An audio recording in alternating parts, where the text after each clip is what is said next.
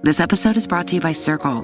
What is Circle? First of all, it's a beautiful shape. It's consistent, inclusive, but it's also a place to build USDC, a digital dollar that's actually dollar-backed one-to-one. At Circle, they're building a future where money will travel at the speed of the internet for fractions of a penny. It's the place where crypto meets stability, where local businesses meet global customers, and the US dollar meets USDC. Visit circle.com/Spotify. This is Optimal Startup Daily, episode 892. Why do companies stick with their mistakes? By Seth Godin of Seth's.blog. And hey again, I'm Dan. I am your host here. Welcome to Optimal Startup Daily. If you are new here, this is where we read from some of the best blogs on entrepreneurship. And that is every single day, including weekends and holidays. So with that, let's jump right into our post from Seth Godin as we optimize your life. Why do companies stick with their mistakes? By Seth Godin of Seth's.blog. Sorry I haven't blogged in a while. I've been traveling, which is the inspiration for this piece. No one is perfect, and no company avoids every mistake. But why do companies make mistakes and then do nothing to get rid of them? Let me propose 5 reasons. 1. The people who make the policies don't actually work in the field.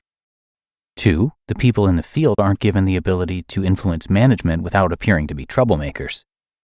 3. Customers aren't encouraged to speak up, and their suggestions are ignored. 4. It's easier to make a policy than to undo it. And 5. Business is complicated, and unless you come up with a clever way to measure the impact of a decision, it's often difficult to tell if it's a good idea or not. I thought of all of these reasons as I flew from one airport to another the last few weeks. My heart goes out to the folks working in the airline industry. They are brave and stalwart folks, and they deserve far more credit than they are getting. I also completely support our efforts to make flying safe. That said, I think the airline security issue is an amazing analogy for what's wrong at most companies. Your company? First, it's obvious that most of us aren't encouraged to speak up about security at the airport.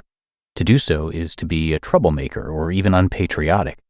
Just as a company can build a culture that makes it hard to criticize a decision from headquarters, it's been made clear to us that experts are in charge, and we should shut up and support any efforts to stop bad guys from flying. But the experts aren't in charge. Many of the decisions getting implemented are nothing but superstitions. One person decides that nail clippers are dangerous, but ballpoint pens are not, and airports all over the country begin to confiscate nail clippers. There's no system in place to measure whether or not this policy is effective, whether or not it is worth the thousands of hours and millions of dollars it costs to enforce. Without a way to measure the effect, we can be confident the policy will last a long time. Today's USA Today says that a whistleblower is accusing the FAA of failing to follow up on security tests and ignoring bad results when they do perform tests. Has that ever happened at your company? Because there's no consistent measurement system, we also discover obvious discrepancies across the system. In Montrose, Colorado, your shoes are x-rayed and you need to remove a fleece sweater if it has a zipper. In New York, however, shoes are fine, as are sport coats and fleeces of any kind.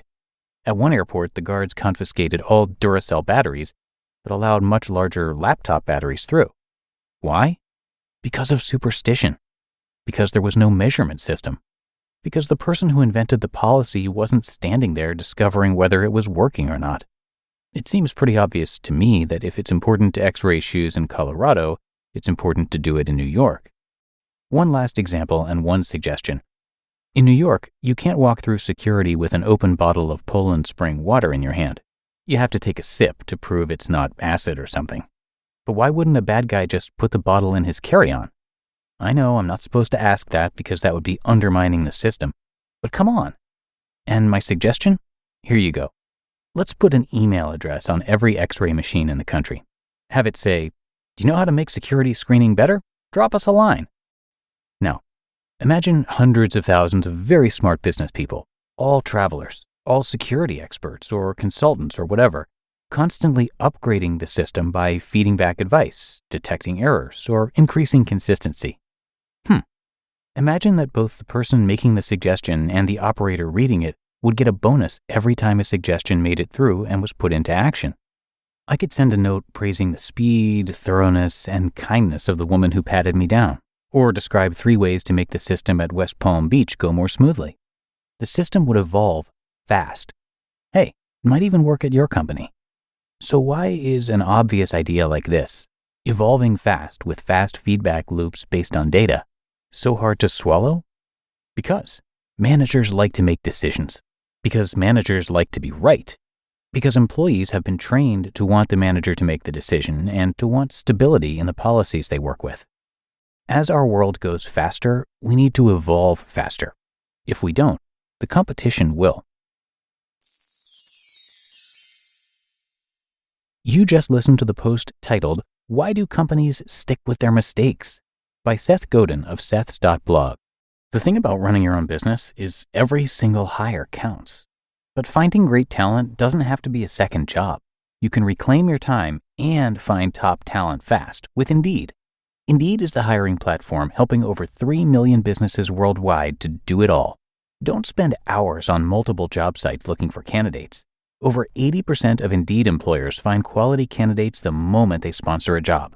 I especially love Indeed's Instant Match feature because candidates you invite to apply through Instant Match are 3 times more likely to apply to your job than candidates who only see it in search, according to US Indeed data.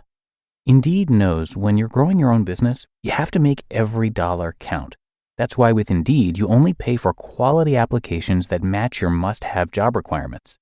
Visit Indeed.com/startup to start hiring now. Just go to Indeed.com/startup. Indeed.com/startup. Terms and conditions apply. Cost per application pricing not available for everyone. Need to hire? You need Indeed. If your business earns millions or tens of millions in revenue, stop what you're doing and take a listen, because NetSuite by Oracle has just rolled out the best offer we've ever seen. For the first time in NetSuite's 22 years as the #1 cloud financial system, you can defer payments of a full NetSuite implementation for 6 months. That's no payment and no interest for 6 months. 33,000 companies have already upgraded to NetSuite, and it's #1 because they give your business everything you need in real time, all in one place. And the confidence that comes with having all of your information in one place really helps to streamline decisions, saving you time, money, and energy, all thanks to NetSuite's amazing offer. If you've been sizing up NetSuite to make the switch, then you know this deal is unprecedented. No interest, no payments. Take advantage of this special financing offer at netsuite.com/startup. netsuite.com/startup to get the visibility and control you need to weather any storm. netsuite.com/startup. And thank you so much to Seth, who is a super popular writer with 19 best-selling books. He's also the creator of Alt MBA, which is an online leadership and management workshop. Alt MBA uses digital tools to engage with small groups of 120 students in an intense 4-week process. It's been going on since 2015 and has transformed the lives of more than 4,500 people in more than 70 countries. And a little more about Seth, he's been writing daily on his blog for over a decade now. More than 60,000 people have taken his online courses, and he has 5 TED Talks. His site is definitely worth your time. He's got a lot to offer, and you can check it all out, including his massive blog, of course, but also books, podcasts, speaking, and so much more right there on his site, which again is Seth's.blog. But that is going to do it for today. I appreciate you being here as always. And if you haven't done so yet, please do click subscribe or follow in whatever podcast app you're using. So thanks again, and I will see you back here tomorrow where your optimal life awaits.